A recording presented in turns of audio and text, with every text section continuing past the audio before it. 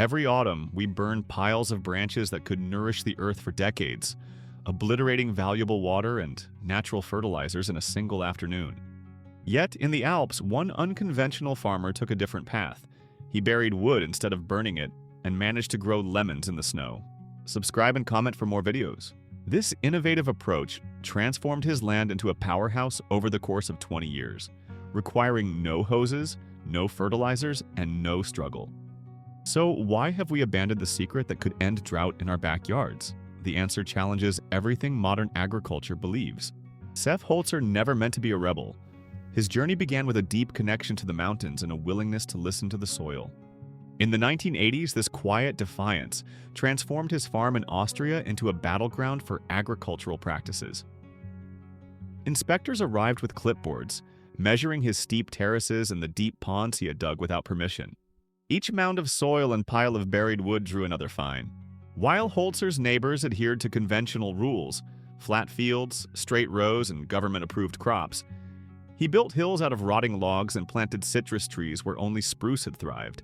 Officials labeled his methods reckless, expressing concerns about floods, erosion, and the chaos of untamed land. They inundated him with violation notices, sometimes dozens in a single year. By the end of the decade, Holzer had earned the dubious title of the most fined farmer. Despite the mounting fines, which totaled thousands of shillings and later euros, Holzer persisted. In 1986, after heavy rains, authorities accused him of creating illegal water retention mounds. He paid the penalty but appealed, arguing that his ponds and terraces prevented the very disasters they feared. By 1989, the pressure peaked as the Agricultural Board threatened to seize his farm. Holzer's response was both simple and powerful. He invited officials to see his yields firsthand. Lemons, kiwis, grapes, and root vegetables flourished on slopes where nothing but grass had grown before. His farm produced 10 times more food than any neighbor's. By 1992, after another fine for expanding a pond, Holzer's methods had begun to speak for themselves. He wrote, "My yields silenced them. The government could no longer ignore the evidence." Citrus trees bent under the weight of fruit. Vegetables thrived without a drop of irrigation or chemical fertilizer. Holzer's persistence turned every penalty into proof. His story exemplified a belief that nature, left to its own wisdom, can outlast any bureaucracy. Holzer's journey is not merely one of resistance, but also of trust. In the power of decaying wood, in the patience of natural processes, and in the quiet strength of a hillside garden that refuses to die. Lemons dangle in the alpine wind, their bright skins contrasting beautifully against the backdrop of snow. On the steep terraces of his farm, kiwi vines climb alongside spruce trees, their fuzzy fruit swelling under cold mountain skies. Holzer's innovation lies in his use of mounded soil packed with fallen logs, branches and leaves layered like the forest floor, capped with earth. As the wood decays, it absorbs rainwater and snowmelt, holding water like a sponge. Roots tap into this hidden reservoir during dry months, ensuring crops survive even in drought conditions. The soil in Holzer's garden is dark and loose, infused with the sweet scent of decay. Frost settles on the fields in early October, but the ground beneath his citrus trees remains warm. Even in winter, green shoots push through the mulch, nourished by the slow heat of rotting logs breaking down below. The citrus trees are not stunted. They stand heavy with fruit, their leaves glossy and robust. Each mound becomes its own microclimate, transforming the alpine landscape into a pocket of Mediterranean abundance. Visitors walk the terraces in disbelief, tasting lemons that grew without a greenhouse and running their hands through soil that never dries out, even in July. For 2 decades, Holzer's beds have produced harvest after harvest without fertilizer or irrigation, relying solely on the natural processes of decomposition. The proof is not in theory, but in tangible results. Sweet, fragrant fruits that defy explanation outside the realm of nature. At the heart of every hugelkultur mound lies an overlooked miracle. Rotting wood acts as a sponge, absorbing water and nutrients and releasing them slowly over time.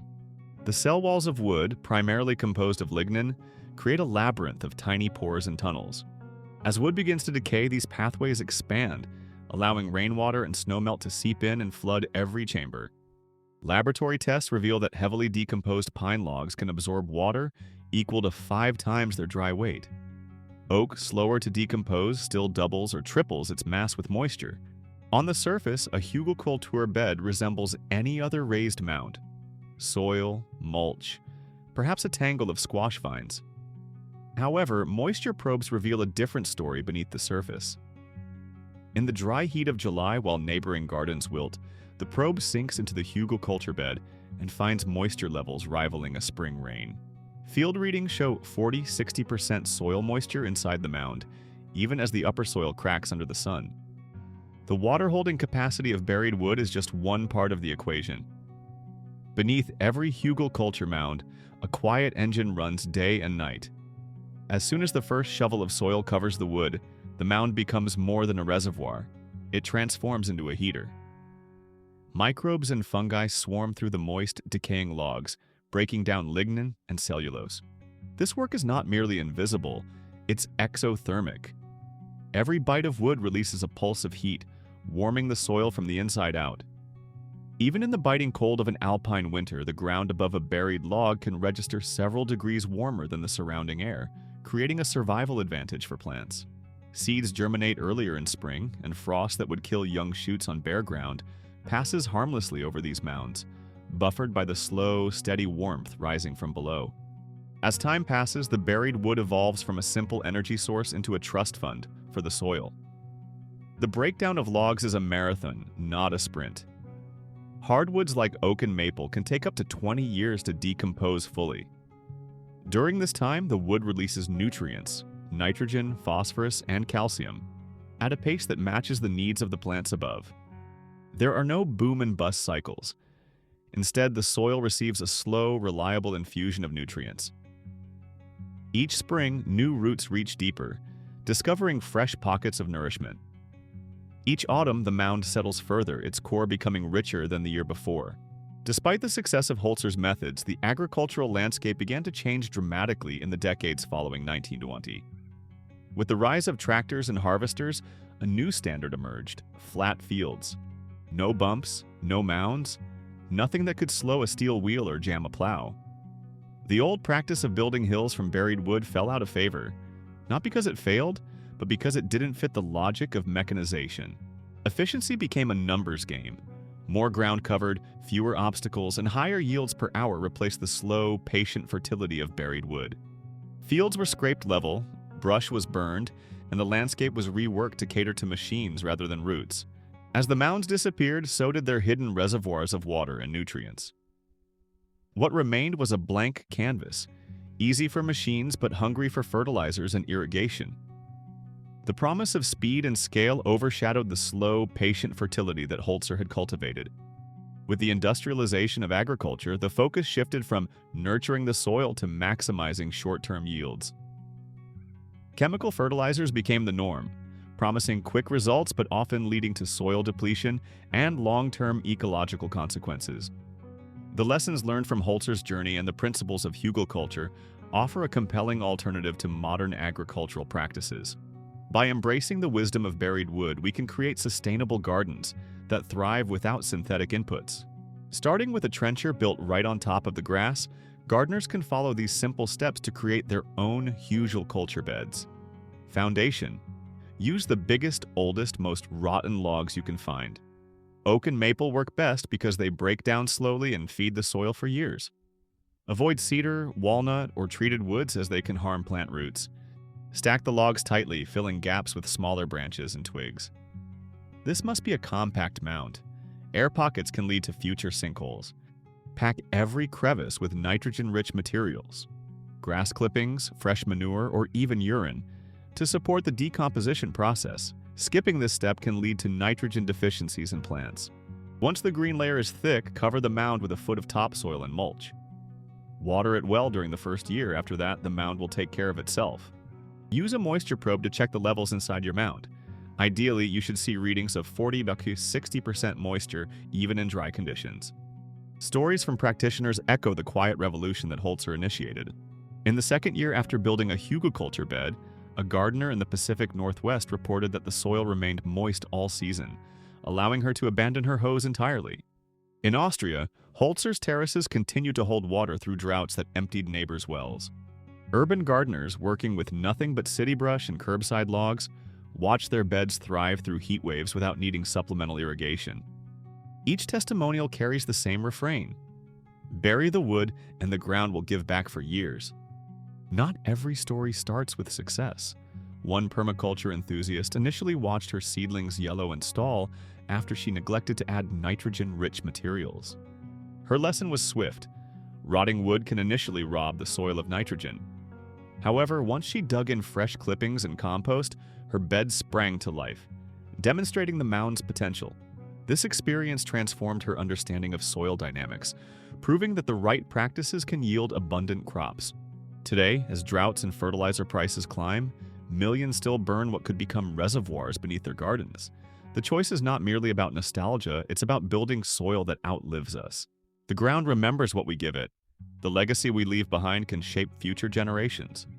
As we face the mounting challenges of climate change and food security, the principles behind hugelkultur offer a sustainable, resilient solution. By tapping into the wisdom of nature, we can cultivate gardens that thrive without the need for synthetic inputs. What legacy will your garden leave? It's time to reconsider what we know about agriculture. By embracing the art of buried wood and nurturing the soil, we can create thriving ecosystems that sustain us and the planet. Share your thoughts or experiences in the comments below. Together, let's cultivate a future where the wisdom of nature guides our gardens and nourishes our communities. Through simple acts of restoration, we can reconnect with the earth, rediscovering the hidden power of buried wood and the promise it holds for sustainable living. To fully grasp the potential of hugelkultur, it's essential to explore the science behind this ancient practice.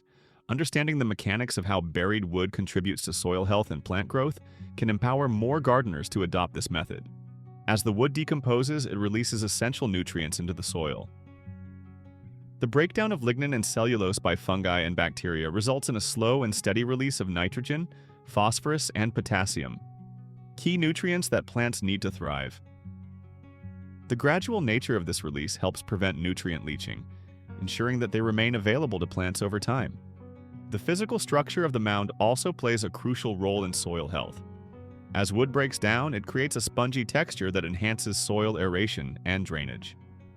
This improved structure allows roots to penetrate more easily, facilitating better nutrient uptake. Moreover, the decomposition process fosters a diverse microbial community. Beneficial bacteria and fungi thrive in this environment, contributing to nutrient cycling and soil fertility. Earthworms and other soil organisms also benefit from the rich organic matter, further enhancing soil health. Hugelkultur beds excel in their ability to retain moisture. The decayed wood acts like a sponge, absorbing and holding water during rainy periods. This capacity is particularly beneficial during dry spells when plants need access to moisture. Additionally, the warmth generated by microbial activity helps regulate soil temperature. This is especially important in cooler climates, as it extends the growing season and protects plants from frost damage. The decline of practices like hugelkultur reflects a broader cultural shift in agriculture. In the pursuit of efficiency, modern farming has increasingly prioritized short-term yields over long-term sustainability. This shift has led to soil degradation, reduced biodiversity, and increased reliance on chemical inputs. However, there's a growing movement among gardeners and farmers who are rediscovering traditional practices that work in harmony with nature. Communities are rallying around sustainable methods such as permaculture, organic farming, and regenerative agriculture. As climate change threatens food security, the need for resilient agricultural practices has never been more critical. By adopting methods like hugelkultur, individuals can contribute to local food systems and enhance community resilience. Holzer's story serves as a powerful reminder that one person's actions can inspire change. His commitment to nurturing the land has not only transformed his farm, but also encouraged others to explore innovative, sustainable practices. In a world increasingly dominated by industrial agriculture, the principles of hugelkultur and the lessons learned from Seth Holzer's journey offer a path towards sustainable, resilient gardening. By embracing the art of buried wood, we can create thriving ecosystems that not only nourish our bodies, but also honor the earth. The ground remembers what we give it. Each act of restoration, each mound built with care, contributes to a legacy of abundance that can sustain future generations. It's time to reconnect with the wisdom of nature, rediscover the hidden power of buried wood and the promise it holds for sustainable living. As we reflect on the potential of hugelkultur, let us share our thoughts, experiences, and experiments. Together, we can cultivate a community rooted in sustainability, resilience, and respect for the earth. The promise of buried wood is not just a technique, it's a movement toward a more harmonious relationship with our planet. Let's embrace this journey together and celebrate the incredible potential that lies beneath our feet.